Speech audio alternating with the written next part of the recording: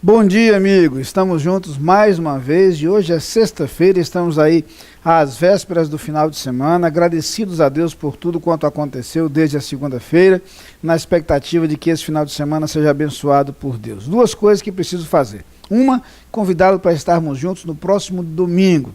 Estaremos juntos para ouvir a palavra de Deus, para ouvir a voz de Deus, para adorar a Deus juntos, e você é nosso convidado a visitar a nossa igreja, ou se não for possível, acompanhar os cultos pelo rádio ou pela internet, mas gostaria muito de abraçá-lo pessoalmente.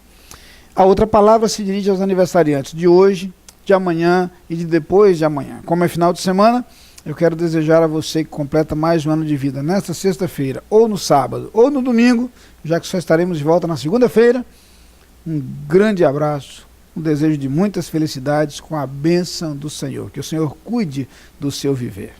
A todos agora sim o convite para juntos meditarmos na palavra de Deus. Vamos juntos às Escrituras ouvir aquilo que Deus tem a nos falar.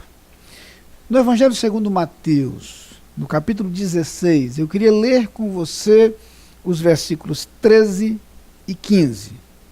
13 e 15 de Mateus 16. Preste atenção. Indo Jesus para os lados de Cesareia de Filipe, perguntou a seus discípulos: quem diz o povo ser o Filho do Homem? Mas vós, continuou ele, quem dizeis que eu sou? Temos aproveitado esta semana para dar uma viajada pela região de Israel. Eu tenho compartilhado com você algumas das experiências vividas com o grupo da igreja que esteve lá recentemente e visitamos alguns lugares onde alguns episódios aconteceram. E, na verdade, eu queria convidá-lo agora para visitar o extremo norte da região de Israel, ali, na verdade, nas imediações e na vizinhança com o Líbano, a rigor no lugar de onde começam as chamadas colinas de Golã, uma região que inclusive pertenceu por algum tempo à Jordânia, na Guerra dos 6 Dias foi retomada por Israel, mas esses são detalhes secundários. Ali fica uma região chamada de Cesareia de Filipe. É justamente onde nascem os rios que vão dar origem ao rio Jordão, que descerá, desaguará no Mar da Galileia, prosseguirá ao sul do Mar da Galileia em direção ao Mar Morto. Só para você ter uma ideia, num circuito aí quase que retilíneo de norte a sul da região de Israel. Mas estamos, portanto, no extremo norte, na região de Cesareia de Filipe, e é ali que acontece um momento extraordinário do ministério de Jesus. É ali que Jesus tem uma conversa muito especial com os seus discípulos, que começa com essas duas perguntas que lemos. Primeira pergunta: o que as pessoas dizem a meu respeito? Quem dizem os homens ser o Filho do Homem? O versículo que não lemos, o versículo 14, traz a resposta apresentada pelos discípulos. Eles comentam que as pessoas falam sobre Jesus e o comparam a alguém, ou comparam a algum profeta, ou a alguma outra pessoa. Há algumas comparações. Mas o versículo que lemos, o segundo versículo que lemos, versículo 15, traz o que Jesus disse para seus discípulos em seguida. Depois de perguntar sobre o que as pessoas falavam a seu respeito e receber dos discípulos algumas respostas relacionadas aí ao que as pessoas falavam, ele então diz: e vós, quem dizeis que eu sou?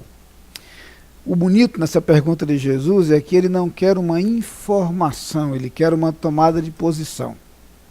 Ao perguntar aos seus seguidores o que vocês pensam a meu respeito, Jesus espera uma declaração corajosa e ela vem.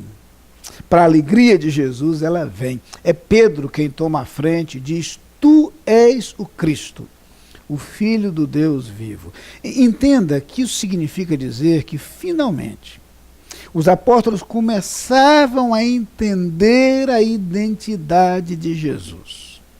Começavam a perceber quem Jesus era. Mas mais que isso, começavam a corajosamente declarar esta verdade.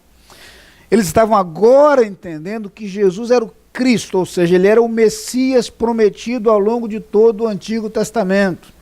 Eles agora conheciam a identidade de Jesus, não apenas sabiam que Jesus era o Messias, eles agora entendem que Jesus é o Filho de Deus. Perceba a importância desse momento no ministério de Jesus, na história de Jesus. É por isso que a partir de agora, Jesus decide estabelecer a sua igreja. E em resposta à declaração de Pedro, Jesus diz que aquilo Pedro não descobrira de si mesmo, mas aquilo lhe foi revelado. Jesus diz, e faz uma brincadeira interessante com o nome de Pedro, diz: tu és como uma pequena pedra, Petros, seixo, cascalho, mas sobre esta rocha, esta que acabaste de apresentar, eu edificarei a minha igreja, e as portas do inferno não prevalecerão contra ela. Abro um parênteses para lembrar que Jesus não está dizendo que a igreja será edificada sobre Pedro, como alguns às vezes interpretam, tanto é que mais tarde Pedro vai escrever sua carta dizendo que a pedra sobre a qual foi edificada a igreja, a pedra rejeitada pelos edificadores é Cristo, não ele, Pedro. O que Jesus faz, na verdade, é uma brincadeira com o nome de Petros, que significa pedra, e Petra, que significa rocha. É sobre a Petra, é sobre a rocha que a sua igreja será edificada, a rocha que é o próprio Cristo, apresentado por Pedro nessas palavras, o Filho do Deus vivo. Jesus agora, sobre esse alicerce, a confissão de Pedro, ele pode edificar a sua igreja. Sobre esta percepção de quem é Jesus, ele pode começar a sua igreja. Por quê? Porque esta será a verdade mais importante para o fundamento da igreja. A igreja teria que ser baseada na fé em Cristo como Filho de Deus. A igreja teria que viver em obediência a Cristo, o Filho de Deus. E a igreja teria que proclamar ao longo dos séculos Jesus Cristo como o Filho de Deus. Aqui está a essência da natureza, do comando e da mensagem da igreja de Cristo. Ainda hoje, é esta mensagem proclamada pela verdadeira igreja de Cristo. Cristo, Salvador, Cristo, esperança, Cristo, vida eterna. Vamos orar. Pai querido, muito obrigado porque a tua palavra é tão clara e tão agradável aos nossos ouvidos. Muito obrigado porque conhecemos a Cristo e porque em Cristo está a nossa esperança, a nossa segurança quanto à vida eterna. Ó Pai, abençoa-nos, dirige-nos, guia-nos, conduz-nos em direção a Cristo cada dia mais. E que cada amigo que nos assiste nesse instante, ó Pai, entregue sua vida a Jesus e tenha em Jesus Cristo a certeza da vida eterna. E que a tua igreja jamais deixe de proclamar a salvação em Cristo Jesus. Amém.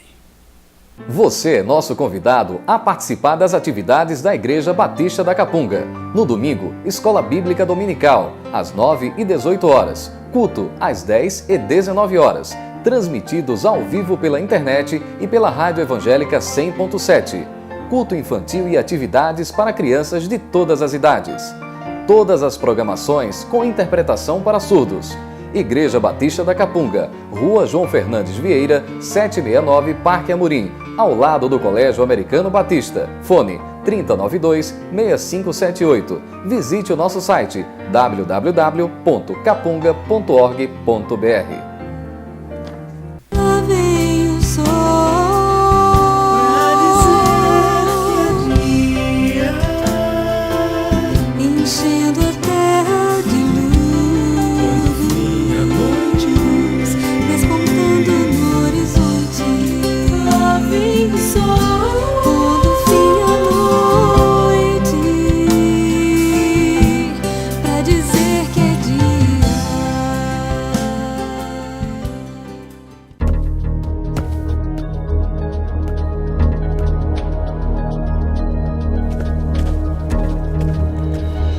A Adlin cuida da sua empresa para você cuidar mais de você. Adlin Consultoria e Gestão em Serviços. 30 anos de trabalho. ISO 9001 e 14001. Soluções empresariais inteligentes e personalizadas em mais de 200 áreas. Adlin. Experiência de sobra para sobrar mais tempo para você.